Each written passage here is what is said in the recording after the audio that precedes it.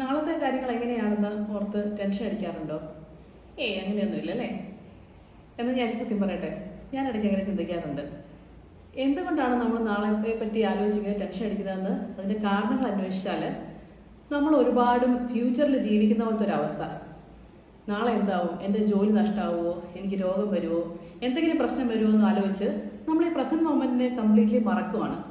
ഇന്ന് ചെയ്യാനായിട്ട് ഒരുപാട് കാര്യങ്ങളുണ്ട്, പക്ഷെ അതൊന്നും നമ്മൾ ഓർക്കാറില്ല. അപ്പോൾ അങ്ങനെ ഫ്യൂച്ചറിൽ ജീവിക്കാൻ പോകുമ്പോൾ നന്മകൾ നമ്മൾ മറന്നു പോകുന്നു. ഇന്ന് നമുക്ക് ചെയ്യാൻ പറ്റുന്ന സിമ്പിളായിട്ടുള്ള കാര്യങ്ങൾ നമ്മൾ ചെയ്യുന്നില്ല. നാളെ ലൈഫ് ബെറ്റർ ആകാനുള്ള കാര്യങ്ങളിലേക്ക് ശ്രദ്ധ തീരെ ഇല്ലാതായി പോകുന്നു. എന്താണ് ചെയ്യാൻ പറ്റുക?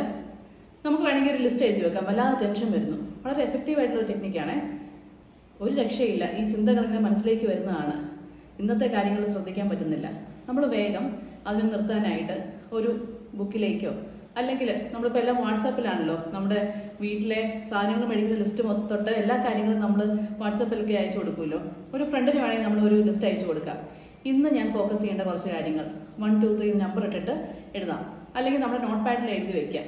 അതിനുശേഷം ഇന്ന് വൈകുന്നേരത്തിന് മുമ്പായിട്ട് ഇതെല്ലാം കംപ്ലീറ്റ് ചെയ്യുന്നുണ്ടോ എന്ന് നമ്മൾ ഉറപ്പാക്കുക.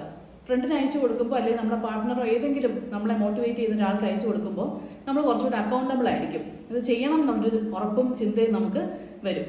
അപ്പോൾ ഇത് ചെയ്യുക, വൈകുന്നേരത്തിനുള്ളിൽ ചെയ്തു തീർക്കുക. ഇന്നത്തെ കാര്യങ്ങൾ നന്നായിട്ട് ചെയ്യുകയാണെങ്കിൽ നമ്മൾ നാളെ ബിൽഡ് ചെയ്യുകയാണെന്ന്.